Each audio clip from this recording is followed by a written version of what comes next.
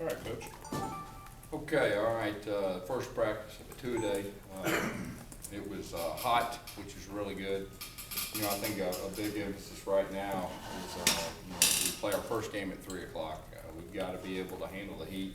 Really, up to this point, it hadn't been what I'd say hot. It's been fairly mild, so it was a good day for our guys to feel what it feels like.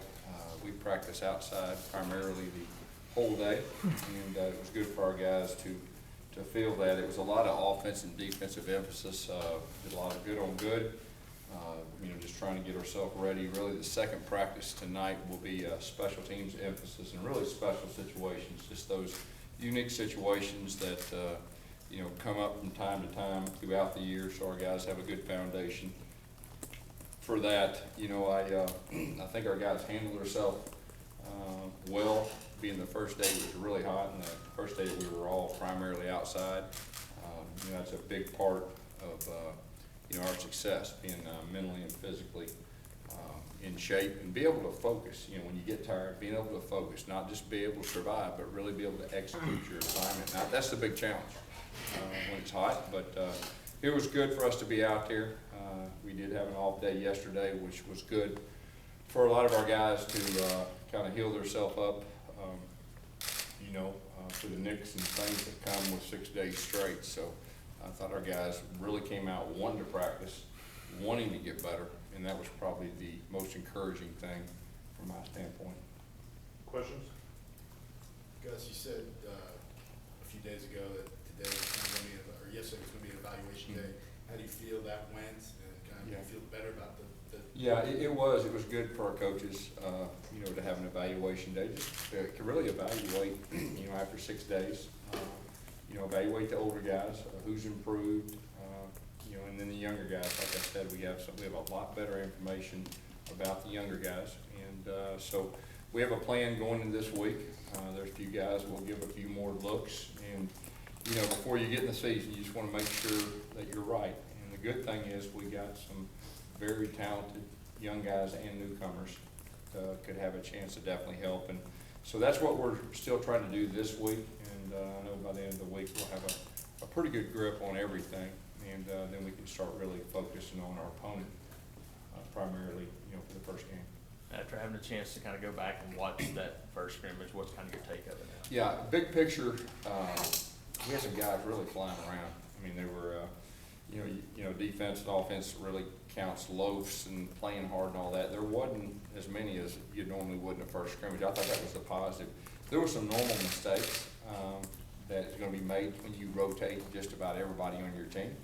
But our attitude was good, and I was encouraged. I was encouraged from the standpoint that quite a few young guys, quite a few of the newcomers, I feel like, you know, can help us, at least after one scrimmage. You know, and then we'll have another scrimmage here in the next few days, and I think that'll, you know, really tell us a whole lot, you know, with those guys.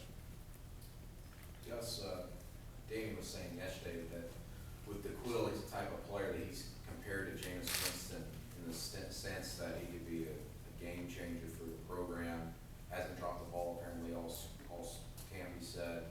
Is he kind of living up to your expectations so far? What do you want from him these last few weeks? Yeah, you know, I think he's improved, you know, since the spring. He's got a better understanding of our offense, and we kind of zeroed in on one position for him. You know, he's really, the thing that stood out to me is he's given outstanding effort. He wants to be good. He wants to be coached, and his effort is tremendous. And so that's really what stands out to me. You talked about him zeroing in at one position. Is that one of those the other outside, like the two? Yeah, well, it's a position, but he can play outside or inside. You know, so it's the same position though. Is that kind of the flanker role mainly, or? No, it's really more of the Y type inside receiver, can also go outside, and he's a guy too that, you know, as the season gets going on, I think you can see us move him around too. Kind of your takeaway from the running backs, especially those young guys. What do you see out of them early? You know, I would say this: all three young guys are going to have a chance to help us. You know, we know what we have with our two older guys. We feel very good about that. But you know, in a perfect world, two of those three will be in the mix. And like I've said before, you can't have enough depth at running back. I mean, you can't, if somebody goes down and all that. And, you know, my big concern is always third down pass protection. And then obviously those young guys, you don't ask them to do that until they get a very good grip and understanding of that. But, you know, a natural running back, you give them the ball, they can do some things. So, you know, that'll be our big question this week, to give those three guys a chance and see how it all falls out. But I think all three of them are very talented. Did any single one impress you maybe in the scrimmage that kind of stood out? You know, they all three, you know, did some good things. All three made some mistakes, which is normal. But I will say this, I think all three of them are talented. And that's the main thing, because you got to ask yourself, are you talented enough to play? And if they're talented enough to play, then, you know, all the little things, you know, who's coachable, who will protect that football? That's what's on my mind. I mean, who's going to protect the football, especially being young? And then, so hopefully we'll give them enough chances during fall camp to show, you know, who can do that and who can execute our offense and who we can count on. That's probably the bottom line. Yes, you thinking about any position moves now that you've had a week of practice? No, not really. We had a little bit of discussions, but nothing that we're ready to say for sure. Now, like I said, at the end of this week, I mean, that's when things really start to narrow down. And, you know, you get 2 weeks out and you start focusing on your opponent, and they got to get the specific reps at that. But, you know, there's a few discussions out there, but really nothing, you know, to really talk about, you know, at this time. Gus, your friend Herb Hand mentioned a week or two ago about he had to pull off of a prospect because of their presence on Twitter or social media. Have you ever encountered a situation like that where you guys have to monitor that and you see something, you're like, you know what, maybe we need to think twice about this? Well, you know, I'd say this, you know, when you're evaluating a recruit, you do your best to find out everything about them. And now social media is obviously a great tool that everybody can use to find out stuff, and you can find out quicker. So I would say the majority of the teams around the country are using social media to learn more about recruits. You ever backed off a guy?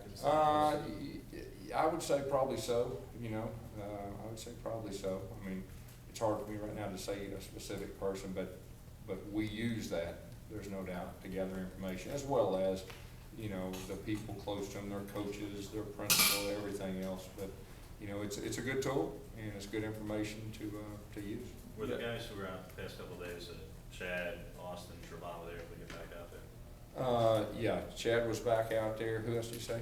Austin Golson and Trevon Reed. Yeah, Trevon was back out there. Austin Golson was not. Yes, defense now in the second year, how much have you seen those guys kind of pick up where they left off? You know, they have a better understanding of Coach Johnson's defense.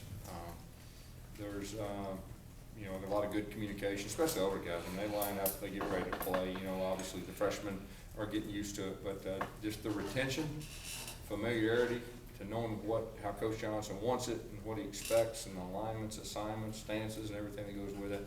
I think it's fair to say right now they're very comfortable with that, and they should be. I mean, we went through a whole year.